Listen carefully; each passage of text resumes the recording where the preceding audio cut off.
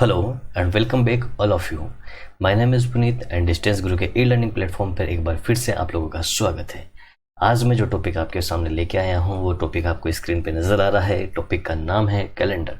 Calendar साथियों बहुत ही interesting topic है और मतलब समझ में आ जाए एक बार तो बहुत बढ़िया टॉपिक, और समझ में नहीं आया तो जी का जंजाल हो जाता है।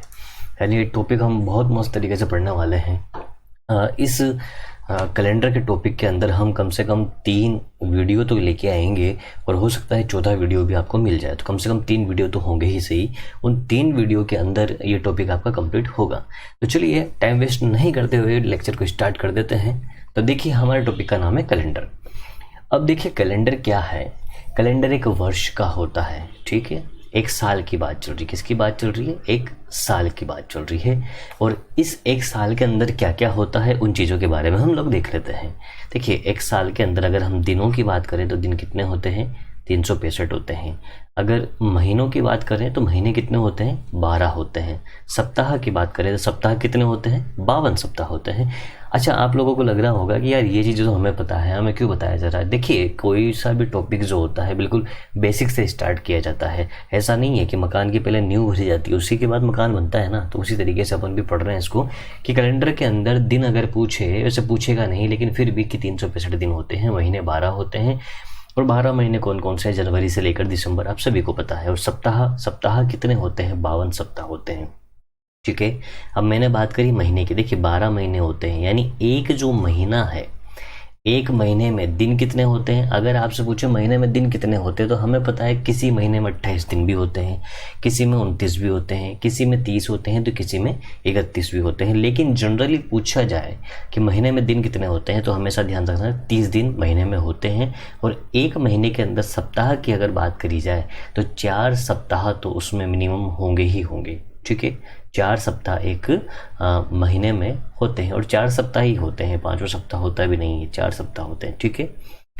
अब हम बात करते हैं एक सप्ताह। एक सप्ताह में कितने दिन होते हैं? देखिए एक सप्ताह जो होता है वो 7 दिनों का कॉम्बिनेशन होता है। कहाँ से लेकर मंडे से लेकर कहाँ तक होता है? मंडे से लेकर संडे तक होता है। यानी कि सोमवार से लेकर के रविवार तक का जो ये पूरे 7 वार होते हैं वो सप्ताह के 7 दिन 7 वार, सोमवार मंगलवार बुधवार गुरुवार शुक्रवार शनिवार और रविवार। तो इस तरीके से ये 7 वार होते हैं जो कि सप्ताह के अंदर होते हैं, ठीक है। ये सारी चीज़ें क्लियर हो चुकी है। अब हमें जो अगली बात करनी है वो है कि हमने जो 12 महीने देखे हैं उन महीनों में मैंने बोला कि कुछ महीने ऐसे होते हैं जो 28-29 के होते हैं, कुछ महीने होते हैं जो 30 के होते हैं और कुछ महीने ऐसे होते हैं जो 31 के होते हैं।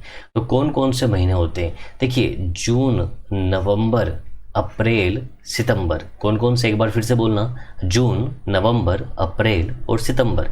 यानी ये जो 4 महीने हैं जून नवंबर अप्रैल और सितंबर, ये तो 30 के होंगे। फरवरी जो होती है, फरवरी का जो महीना है ये फरवरी कभी 28 की होती है और कभी 29 की होती है, ठीक है। और बाकी जो शेष महीने बचे हैं, बाकी अभी जो 7 महीने और बचे, तो ये जो शेष महीने बचे हैं वो कितने के होंगे? 31 दिनों वाले होंगे। यानी इसमें जो लास्ट दिन होगा, लास्ट तारीख होगी वो 31 होगी। क्लियर हो चुका है। देखिए जब हम बचपन में पढ़ते थे तो हमें कैसे पढ़ाते थे? इसको याद करने का तरीका एक बताते थे।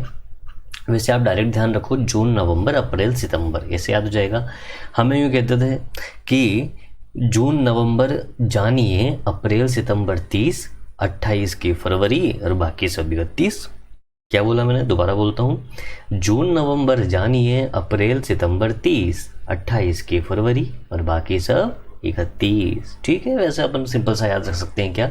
जून नवंबर अप्रैल सितंबर 30 का हो जाएगा, बाकी फरवरी 28 की है, 28-29 होता है, बाकी शेष सभी कितने के होते हैं? 31 के होते हैं। अच्छा एक चीज़ और ध्यान रखना, सप्ताह का पहला वार, जैसे एक सप्ताह में 7 वार होते हैं, सोमवार मंगलवार बुधवार, तो सप्ताह शुरू किस वार से होता है? तो एक सप्ताह का जो पहला वार होगा, कभी भी ध्यान रखना सप्ताह का पहला वार हमेशा सोमवार रहेगा, ठीक है। तो ये जनरल सी चीज़ें थी जो कि कैलेंडर में हम सभी को पता होना चाहिए, ठीक है। चलिए आगे बढ़ते हैं। अब मेन बात जो है अपनी यहाँ से स्टार्ट होती है कि एक कैलेंडर यानी एक वर्ष जो होता है, एक कैलेंडर के अंदर एक वर्ष के बारे में चर्चा कर रहे हैं हम। तो ये जो वर्ष है, वर्ष जैसे कि 2012, 2020, 2021 जो भी वर्ष है, ये जो वर्ष होते हैं वो कितने तरीके के होते हैं, ठीक है। सबसे पहले यानी जो वर्ष होते हैं ना, इनके भी टाइप हैं कि वर्ष क्या क्या, जैसे मैंने बोला 2020, 2021, ये वर्ष तो हैं, लेकिन अब इनमें से दो बातें हैं कि ये साधारण वर्ष है या लीप वर्ष है। अब आपके दिमाग में ये आ रहा होगा कि साधारण वर्ष क्या होता है और लीप वर्ष क्या होता है। तो देखिए, अब हमारा कैलेंडर का मेन चीज़ स्टार्ट हो चुकी है, इसलिए पूरा ध्यान यहाँ पे रहे। अच्छा, एक चीज़ और यार, जब भी आप लोग पढ़ना बैठा करो ना, तो ऐसे नहीं कि बस पलंग पे पढ़े, बनियान में पढ़े हो और बस हाँ वीडियो देख लिया, टाइम पास हो गया, ऐसे नहीं होगी पढ़ाई। पढ़ाई करने का तरीका ये है कि बढ़िया बैठो, टेबल कुर्सी पे बैठो तो बहुत बढ़िया है, नहीं तो बैठो, एक कॉपी लीजिए और साथ के साथ जो चीज़ पढ़ा रहे हैं उसको या तो स्क्रीनशॉट लो उसका और उसको या तो लिखते चलो, जो भी है, लेकिन एक कॉपी पेन के साथ बैठिए थोड़ा सा और उसको जैसे क्लासरूम में स्टडी करते हैं वैसे स्टडी करने की कोशिश कीजिए। इसी तरीके से आपको पढ़ना है, मोबाइल पर टाइम वेस्ट नहीं करना है, ठीक है। ओके, चलिए देखिए, साधारण वर्ष जो है, साधारण वर्ष एक ऐसा वर्ष जिसमें दिनों की संख्या कितनी होगी, 365 होगी, ठीक है। अगर दिनों की संख्या 365 होगी तो फरवरी का महीना कितने का होगा, फरवरी का महीना 28 का होगा। ये चीज़ आपको ध्यान रखनी है, ठीक है। यानी मैं बोलूँ कि ऐसा कोई सा भी वर्ष ले लीजिए जिसमें फरवरी का महीना 28 तारीख वाला हो, यानी 28 तारीख ही हो फरवरी में मैक्सिमम, तो वह वर्ष साधारण वर्ष कहलाएगा, ठीक है। तो फिर लीप वर्ष क्या होता है, देखिए लीप वर्ष में टोटल दिनों की संख्या कितनी होती है, 366 होती है, यानी +1 हो गया भाई, 365 में +1 हो गया, एक बढ़ गया। तो ये एक कहाँ से बढ़ा, यहाँ फरवरी में 28 की जगह कितने दिन हो गए, फरवरी में 28 की जगह 29 दिन हो गए। अब फरवरी में नॉर्मली 28 दिन होते हैं साधारण वर्ष में, यहाँ एक दिन बढ़ गया, एक दिन बढ़ने से टोटल दिनों की संख्या 365 की जगह कितनी हो चुकी है, 366 हो चुकी है। तो ये चीज़ क्लियर कर लीजिए कि जिस महीने में जिस वर्ष में फरवरी 29 की होगी वही वर्ष लीप वर्ष कहलाएगा। और हमेशा एक चीज़ ध्यान रखिएगा, सामान्यतः क्या होता है, मैंने एक चीज़ बोली है सामान्यतया, हमेशा नहीं बोला, सामान्यतया। सामान्यतया फरवरी हर 4 साल में, हर 4 साल बाद, हर 4 साल में 29 दिनों की होती है, हर 4 साल में 29 दिनों की आती है। जैसे कि मैं आपसे बोलूँ 2020 में फरवरी कितने की थी, 29 की थी, तो अगली बार फरवरी 29 की कब आएगी, 2024 में। अगली बार फरवरी 29 की कब आएगी, 2028 में। अगली बार कब आएगी, 2032 में। यानी हर 4-4 साल का गैप, 4-4 साल का गैप सभी जगह आपको दिख रहा होगा, यानी 4-4 साल का यहाँ पर गैप है।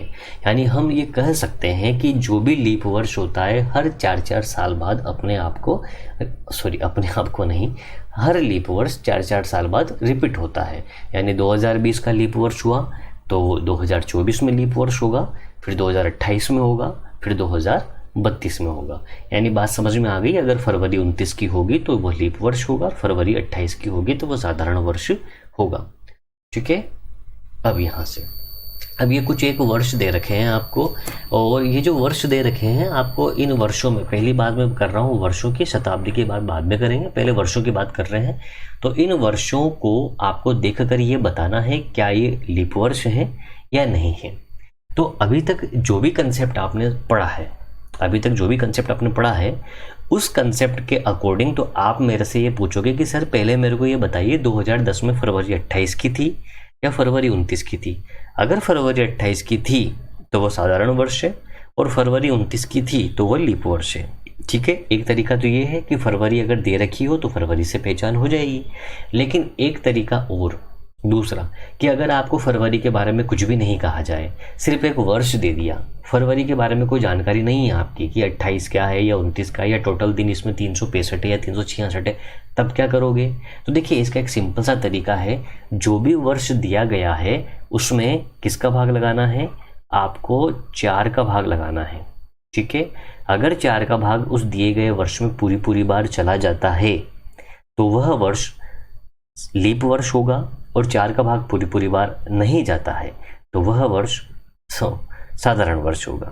क्लियर है बात। अब देखिए 4 का भाग देने का भी तरीका होता है। 4 का भाग किसी भी संख्या में दिया जाए ना तो लास्ट के डबल डिजिट में 4 का भाग दे लीजिए। अगर लास्ट के डबल डिजिट में 4 का भाग जा रहा है तो पूरी संख्या में 4 का भाग जाएगा। मतलब आपको जैसे ये 1996 लिखा हुआ है तो पूरा 1996 में भाग देने की ज़रूरत नहीं है, सिर्फ आप 96 में भाग दे लीजिए। मेरे कहने का मतलब है लास्ट के 2 डिजिट्स में। अब बताइए क्या 10 में 4 का भाग जा रहा है पूरी बार? नहीं जा रहा। क्या यह लीप वर्ष होगा? नहीं होगा। क्या 2011 में जा रहा है? नहीं जा रहा। लीप वर्ष होगा? नहीं होगा। 2012 में 4 का भाग जा रहा है, लीप वर्ष होगा।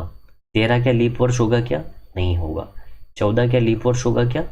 नहीं होगा। उसके बाद 96 क्या 4 का भाग जा रहा है? बिल्कुल जा रहा है, लीप वर्ष होगा। 2004 क्या 4 का भाग जा रहा है? बिल्कुल जा रहा है। क्या लीप वर्ष होगा? बिल्कुल लीप वर्ष होगा। तो ये पहचान है, इस तरीके से आप लीप वर्ष की पहचान कर सकते हैं। यानी कि कोई सा भी वर्ष अगर दिया गया हो उसमें 4 का भाग दे दें। 4 का भाग पूरी बार चला जाए तो दिया गया वर्ष क्या होगा? दिया गया वर्ष लीप वर्ष होगा। 4 का भाग पूरी बार नहीं जाए तो दिया गया वर्ष साधारण वर्ष होगा। ठीक है, चलिए आगे बढ़ते हैं। अब शताब्दी। अब सबसे पहली बात तो आपको ये सीखनी है कि वर्ष और शताब्दी में क्या अंतर होता है। देखिए वर्ष तो होता है, जैसे 2010 दे रखा है तो 2000 प्लस 10 है ना। अगर 2011 दे रखा है तो 2011, 2012 दे रखा है तो 2000 प्लस 12 है ना। तो यहाँ पे देखना शताब्दी क्या है। शताब्दी लास्ट में डबल जीरो पे ख़त्म होती है, जैसे 1100, 1200, 1300, 1400, 1500, 1600, 1900। 1900 के बाद में अगर मेरे को एक और शताब्दी लिखनी हो तो मैं क्या लिखूंगा? 2010, 2000 लिखूंगा। अब जैसे मैंने 2010 लिखा तो इस 2010 का मतलब होता है 2010 में शताब्दी कौन सी है? 2000वीं शताब्दी है और 2000वीं शताब्दी का 10वां साल है। ठीक है, बात समझ गए? तो ये ऐसे होता है। तो शताब्दी, आप तो सिंपल सी बात ध्यान रखिए, शताब्दी का मतलब क्या समझेंगे? जो लास्ट में डबल जीरो आ रहे हो तो वो चीज़ क्या है? वो शताब्दी है। लास्ट में क्या आ रहा हो? डबल जीरो आ रहा हो तो वो चीज़ क्या हो जाएगी? शताब्दी हो जाएगी। क्लियर है माय डियर फ्रेंड्स? चलिए आगे की हम लोग बात करते हैं कि अगर 1100 दे रखा है तो 1100 में अब इस बार कैसे करोगे? इस बार आपको क्या करना है? 400 का भाग लगाना है। देखिए पहले क्या था? पहले वर्ष दे रखा था, ठीक है। इस बार क्या दे रखा है? शताब्दी दे रखी है। वर्ष दे रखा हो तो किसका भाग लगाओगे? 4 का भाग लगाओगे। शताब्दी दे रखी है तो किसका भाग लगाओगे? 400 का भाग लगाओगे। अगर 400 का भाग पूरी बार चला जाए तो दी गई जो शताब्दी होगी वो लीप शताब्दी होगी, और 400 का भाग पूरी बार नहीं जाए तो दी गई शताब्दी जो होगी वो साधारण शताब्दी होगी। तो चलिए आइए बात कर लेते हैं।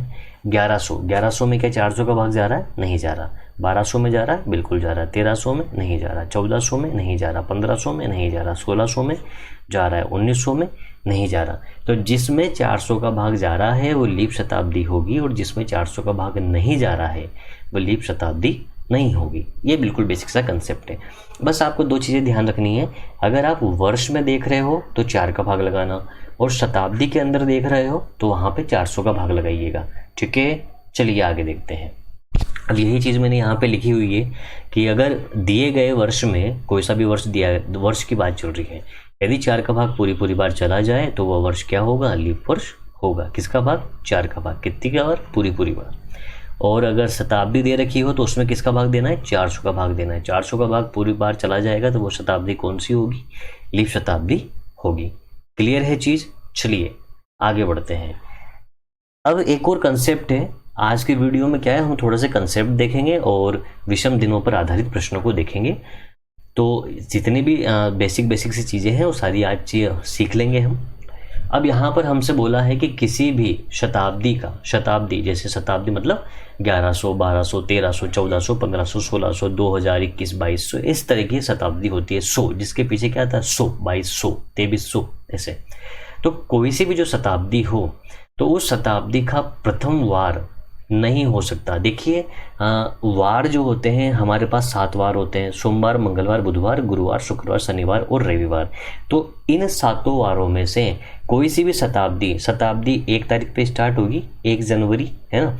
तो उस शताब्दी का प्रथम वार मतलब प्रथम दिन जो होगा ना उस पे कौन सा वार कभी भी नहीं आएगा जीवन में, कभी नहीं आएगा। कौन सा वार नहीं आएगा कभी भी? यहाँ लिखा हुआ है किसी भी शताब्दी वर्ष का प्रथम वार नहीं हो सकता। 7 वार में से कौन कौन सा वार प्रथम वार नहीं हो सकता? तो देखिए यहाँ क्या लिखा है मैंने, प्रथम। अब प्रथम से क्या समझोगे? प्रथम पूजनीय देवता। अब प्रथम पूजनीय देवता कौन से हैं? प्रथम पूजनीय देवता हैं अपने गणेश जी। और गणेश जी का कौन सा वार है? गणेश जी का वार है भाई बुधवार, यानी कि बुधवार। यानी शताब्दी का प्रथम वार कौन सा नहीं हो सकता? बुधवार नहीं हो सकता। अब बुधवार के बाद क्या करना है? एक छोड़ के जो अगला वार आएगा लिख दो। बुधवार के बाद गुरुवार आया, छोड़ दो, लिख दिया शुक्रवार। शुक्रवार के बाद शनिवार छोड़ दो, क्या लिख दो? रविवार। तो याद रहेगा ना? बस एक चीज़ आप ध्यान रखना, यहाँ पे जो वार मैंने लिखे हैं वो नहीं हो सकता लिखे हैं। ये क्या है, यहाँ पे हो सकता है भी लिख सकते थे, लेकिन ट्रिक क्या है, प्रथम पूजनीय देवता और अंतिम पूजनीय देवता से सही बैठ रही है, इसलिए यहाँ कर लेंगे। ठीक है, तो किसी भी शताब्दी का प्रथम वार कौन सा नहीं हो सकता? बुधवार। प्रथम पूजनीय देवता कौन से हैं?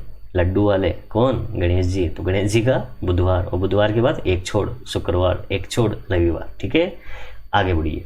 किसी भी शताब्दी का अंतिम वार, अंतिम वार कौन सा? अंतिम। तो देखिए जब सारे देवता लोग इस धरती से गए तो हम हिंदू धर्म वाले हैं, तो हमें तो ये पता ही है भैया कि अंतिम जो देवता बचे वो कौन से बचे? यहाँ पे कौन से रह गए? हनुमान जी को छोड़ गए।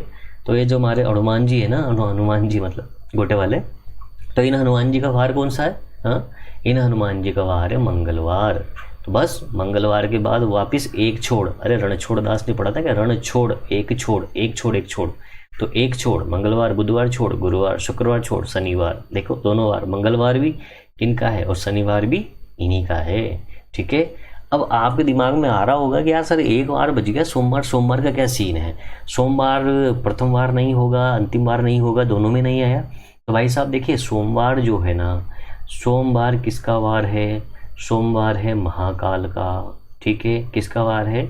महाकाल का। त्रिनेत्रधारी महाकाल, भैया महाकाल का वार है। और महाकाल से कौन पंगा लेगा? यानी महाकाल को कोई रोक पाया है? कोई नहीं रोक पाया। इसलिए ये अंतिम भी हो सकते हैं और प्रथम भी हो सकते हैं। यानी कि सोमवार में का जो वार है ये अंतिम वार भी हो सकता है, शताब्दी का प्रथम वार भी हो सकता है। ये वार है महाकाल का, इनको कोई नहीं रोक सकता। सीधी बात, ध्यान रह जाएगी सब चीज़ें। यानी सोमवार शताब्दी का प्रथम वार भी हो सकता है, सोमवार शताब्दी का अंतिम वार भी हो सकता है। ठीक है, चलिए ये ट्रिक तो आपको बहुत अच्छी तरीके से याद हो जाएगी। अगर कोई नींद में उठा के भी पूछेगा ना तब भी बता दोगे। चलिए आगे देखते हैं। अब है ओड डेज पर आधारित प्रश्न। यहाँ से अब मेन बात स्टार्ट हो जाती है, असल बात जो कैलेंडर की पढ़नी है। देखिए आपको दिया गया है कि यदि जनवरी की 5 तारीख को सोमवार है तो बताइए 25 जनवरी को कौन सा वार होगा। इस क्वेश्चन को करने से पहले थोड़ा सा एक तरीका समझ लेते हैं। देखिए एक अगर मैं बोलूँ 1 तारीख को क्या है? सोमवार है। मैं ऐसे जनरली एक एग्जाम्पल ले रहा हूँ, समझना है इसको।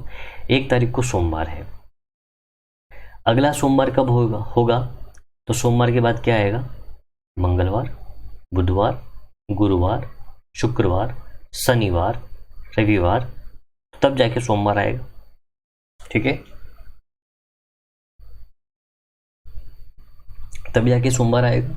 ठीक है, अगर ये 1 तारीख है तो इसको 2 तारीख बोलोगे, इसको 3 तारीख, इसको 4 तारीख, इसको 5 तारीख, इसको 6 तारीख और इसको 7 तारीख और इसको 8 तारीख, यही बोलोगे। ठीक है, तो ये हो गया अपना सोमवार। तो जैसे 1 तारीख को सोमवार आया तो अगला वार जो सोमवार आया, क्या 7 दिन जोड़ने के बाद आया? क्या 1 में 7 जोड़े, 7 दिन जोड़े, तो 1 में 7 जोड़े तब जाके 8 तारीख आई। 1 + 7 = 8 तारीख। तो 8वीं तारीख को सोमवार मिला। यानी कोई भी वार 7 दिन बाद अपने आप को दोहराता है। ठीक है, 7 दिन बाद अपने आप को दोहराता है। तो यहाँ एक तरीका समझना, कोई भी वार कितने दिन बाद अपने आप को दोहराता है? 7 दिन बाद अपने आप को दोहराता है। जैसे 5 तारीख को अगर सोमवार है, 5 तारीख को सोमवार है तो अगला सोमवार कब होगा? प्लस के 7 दिन जोड़ दो, 12 तारीख को। अगर 12 तारीख को सोमवार है तो प्लस के 7 दिन जोड़ दो, 19 तारीख को सोमवार होगा। अगर 19 तारीख को सोमवार है तो प्लस के 7 दिन जोड़ दो, 26 तारीख को सोमवार होगा। तो 26 तारीख को सोमवार, 26 तारीख को क्या आया, सोमवार है।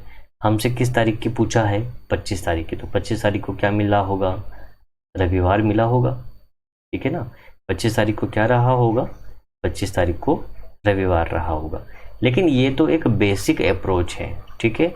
आपको इस तरीके से सोल्व नहीं करना है। तरीका सही है, मतलब कंसेप्ट सही है, लेकिन तरीका गलत है। तरीका आपको वहाँ पे ऐसे नहीं करना। बस ये तो दिमाग में रहना चाहिए कि कोई भी वार 7 दिन बाद अपने आप को दोहराता है। करना क्या है, देखिए 5 तारीख को क्या है, सोमवार है।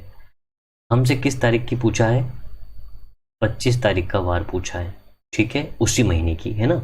तो आप ये बताइए 5 और 25 के बीच में, ये वाला ट्रिक यूज करनी है आपको।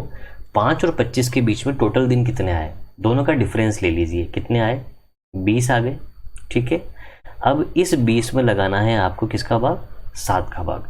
7 का भाग देने पर हमें शेषफल देखना है। 7 दूआ 14, बचा कितना, 6 शेषफल बचा है। कितना बचा है, 6 शेषफल।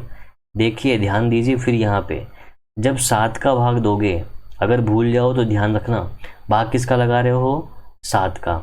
स से क्या होता है, स से 7 होता है, और स से ही क्या होता है, शेषफल होता है, ठीक है। तो भूल जाओ तो आपको ये चीज़ ध्यान रखनी है कि भाग लगाया 7 का, स से 7, स से शेषफल यानी शेषफल लेना है। कितना शेषफल आया, 6 शेषफल आया। अब 6 शेषफल आया तो क्या करोगे, देखो मेरी बात समझो, यहाँ पे बात बहुत इंपॉर्टेंट है। आप जो वार निकालने जा रहे हो वो 5 से 25 तारीख बाद का निकाल रहे हो, 5 से 25 तारीख का निकाल रहे हो। यानी 5 से 25 तारीख जाने के लिए आपको आगे बढ़ना पड़ेगा, आगे बढ़ना पड़ेगा ना, 5 से 6, 7, 8, 9। तो आगे बढ़ने के लिए जब आगे बढ़ना पड़ेगा तो कोई भी चीज़ जोड़नी पड़ेगी। तो आप क्या करो, यहाँ पर दिन कितने आए अपने पास, 6 विषम दिन आए। तो आप क्या करो, सोमवार में 6 दिन और जोड़ दो। जब सोमवार में 6 दिन और जोड़ोगे तो कौन सा वार आएगा, रविवार। यही आपका आंसर है। बात समझ में आ गई। और अपन क्वेश्चन करेंगे और आसानी से समझ में आ जाएंगे, ठीक है। चलो अगला क्वेश्चन मैं देखता हूँ। अब देखिए यहाँ लिखा हुआ है, किसी माह की 8 तारीख को यदि बुधवार है, तो देखिए 8 तारीख को कौन सा वार दे दिया, बुधवार दे दिया। 8 तारीख को दिया है इन्होंने, बुधवार है। तो बताइए उस माह की 15 तारीख को, 15 तारीख को कौन सा वार होगा। तो सिंपल इसी अप्रोच से कीजिए, 8 और 15। अब देखिए कितने का डिफरेंस है, 7 का गैप है क्या, ठीक है, 7 का गैप है ना। 8 के बाद 9, 10, 7 का गैप है। किसका भाग लगाना है, 7 का भाग लगाना है। 7 का भाग लगाना है तो क्या लिखना है, शेषफल। देखो 7 का भाग 7 में चला गया एक बार, शेषफल क्या बचा, 0 शेषफल। 0 शेषफल बचा, कुछ भी शेषफल नहीं है। कुछ भी शेषफल नहीं है तो इस दिए गए वार में कुछ भी नहीं जुड़ेगा। यानी हम लोग क्या कहेंगे, बुधवार प्लस का ये 0 जो यहाँ पे आता है ना वही जोड़ देते हैं। बुधवार प्लस का 0 बराबर क्या वार रहेगा, बुधवार रहेगा। देखिए यहाँ से एक और चीज़, यहाँ पर ये जो चीज़ मिलती है ना, ये शेषफल, या तो ये जुड़ता है या फिर ये क्या होता है, घटता है। अब ये जुड़ता है और घटता है किस पे डिपेंड करता है, ये डिपेंड करता है कि आप जो वार निकाल रहे हो वो आगे की तारीख का निकाल रहे हो या पीछे की तारीख का निकाल रहे हो। यदि 8 से 15 तारीख यानी आगे की तारीख है, आगे की तारीख का वार निकाल रहे हो, अगर आगे की तारीख का वार निकाल रहे हो तो जुड़ जाएगा, और पीछे की तारीख का वार निकाल रहे हो तो फिर घट जाएगा, ठीक है। आगे के क्वेश्चन में समझाऊंगा मैं इन चीज़ों को सभी को। देखिए यहाँ देखिए, किसी माह की 20 तारीख को रविवार है।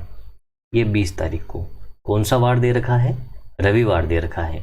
अब आपको 20 तारीख को रविवार दे रखा है और आपसे पूछा है कि 2 तारीख को कौन सा वार होगा। उसी महीने की बात चल रही है, उसी माह की, ठीक है, अगले महीने की नहीं, उसी महीने की। तो 20 और 2 के बीच में डिफरेंस कितने का है, क्या 18 का डिफरेंस है क्या। 18 में भाग लगा दीजिए 7 का, 7 दूआ 14 होता है, बचा कितना, 4। ये जो 4 है ये क्या है, शेषफल है। ये चीज़ आपको बहुत अच्छी तरीके से ध्यान रखनी है कि ये 4 शेषफल है। अब ये जो 4 है, ये 4 या तो जुड़ेगा या फिर घटेगा। ये किस पर डिपेंड करेगा कि हम जो वार निकाल रहे हैं वो 20 तारीख से पीछे का निकाल रहे हैं कि 20 तारीख से आगे का निकाल रहे हैं। देखिए 20 तारीख के बाद अगर 21, 22, 23 ऐसे किसी भी तारीख का निकाला जाता, 20 के बाद तो जुड़ जाता। हम 20 के पहले वाली तारीख का निकाल रहे हैं, पीछे वाली तारीख का, 20 के पीछे वाली तारीख का, और पीछे जाने के लिए माइनस करना पड़ेगा। यानी कि रविवार माइनस का 4, रविवार -4 करोगे तो बुधवार के बाद गुरुवार, शुक्रवार, शनिवार और रविवार, यानी आपका आंसर आ जाएगा बुधवार। बुधवार इसका वार था, ठीक है, बुधवार वार था इसका।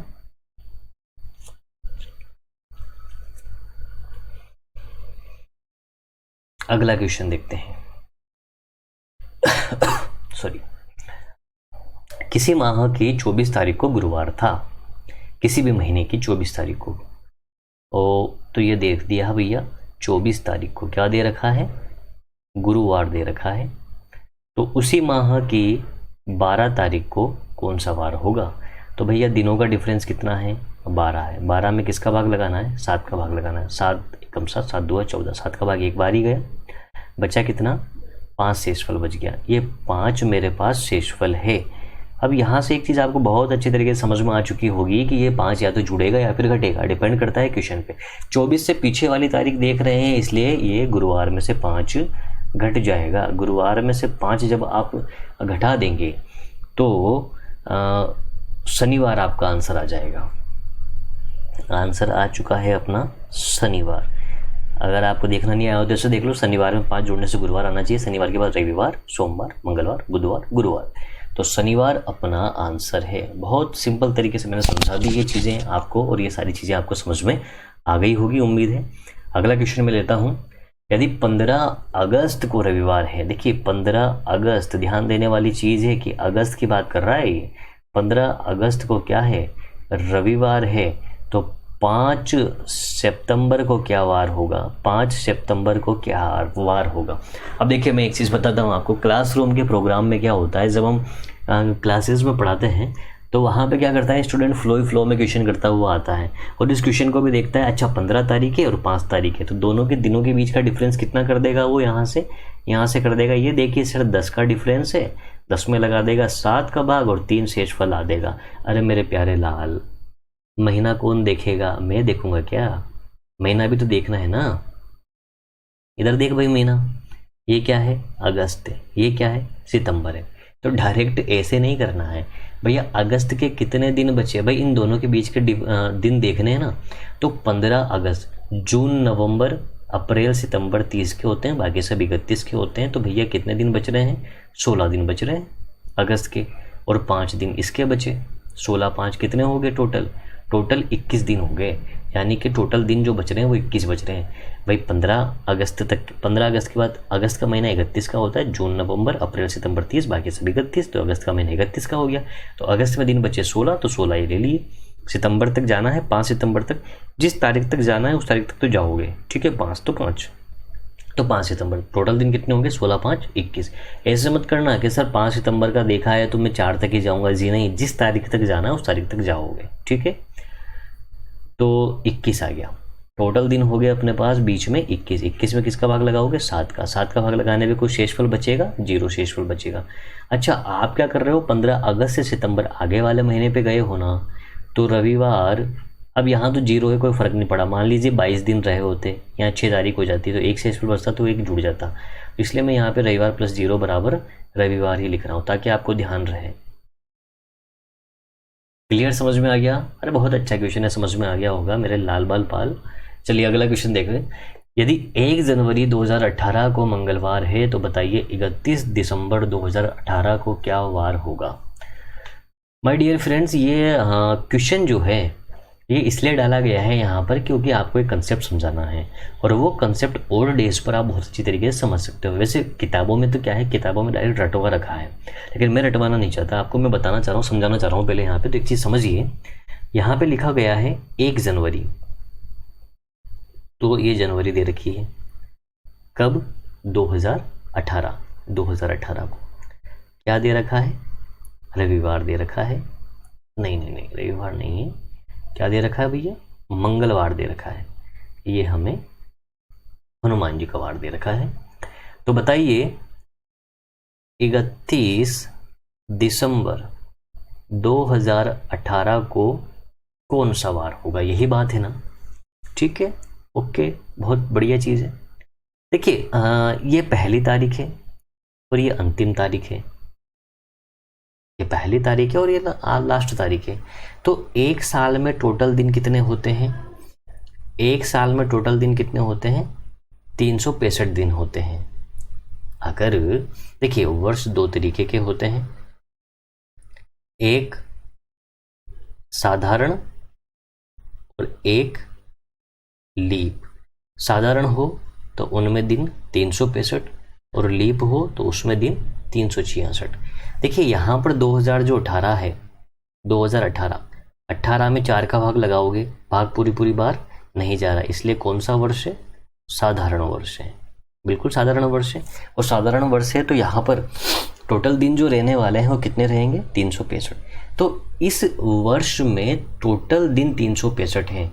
तो 1 जनवरी के बाद, जैसे कोई भी तारीख लेते हैं ना, जैसे 1 जनवरी से लेकर 31 दिसंबर तक टोटल दिन कितने हैं? टोटल दिन तो 365 है, लेकिन 1 जनवरी से 31 दिसंबर के बीच आने वाले दिन कितने हैं? भाई 1 जनवरी से अगर 31 दिसंबर पर जाओगे तो कितने दिन और चलने पड़ेंगे? तो 365 नहीं, 364 दिन, क्योंकि 1 तारीख को तो छोड़ना पड़ेगा ना। भाई जिस तारीख से चलते हो ना उसको छोड़ते हो, लेकिन जिस तारीख तक जाते हो उसको लेते हो। ध्यान रखना, 1 तारीख से चले तो 1 को छोड़ो, 2 से गिनती स्टार्ट होगी। जिस तक जा रहे हो, 31 तक जा रहे हो तो 31 तक रहेगा, वहां 30 तक मत करना। ठीक है, 364 हो गया। अब मेरे को बताइए 364 में किसका भाग लगा दूं? 7 का भाग। देखिए जब 364 में 7 का भाग लगाओगे, 7 पंजे 35, 1 दे उधर 14, 7 दो 14, क्या शेषफल बचा? 0 शेषफल बचा। तो क्या आ जाएगा? मंगलवार आ जाएगा। कौन सा वार आया? मंगलवार आ गया। यानी क्या चीज समझ में आई आपको कि अगर 1 जनवरी को मंगलवार था तो 31 दिसंबर को भी मंगलवार होगा।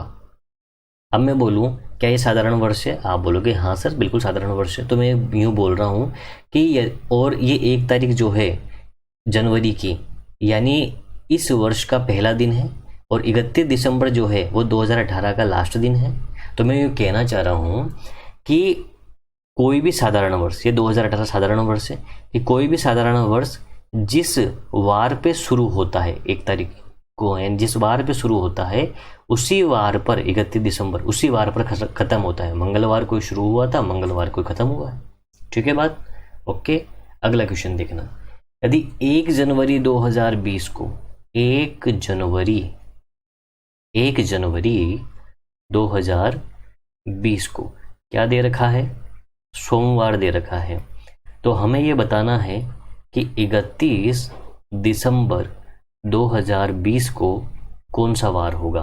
तो ये देखिए ये जो वर्ष दिया गया है इसका ये प्रथम दिन है और ये इसका अंतिम दिन है। प्रथम दिन और अंतिम दिन का कंसेप्ट चल रहा है। 2020 क्या है? 2020 में 4 का भाग लगाया, ये क्या है? लीप वर्ष है। लीप वर्ष में टोटल दिन कितने होते हैं? 366 दिन होते हैं। तो 1 जनवरी से लेकर 31 दिसंबर तक टोटल दिन कितने हैं? 366।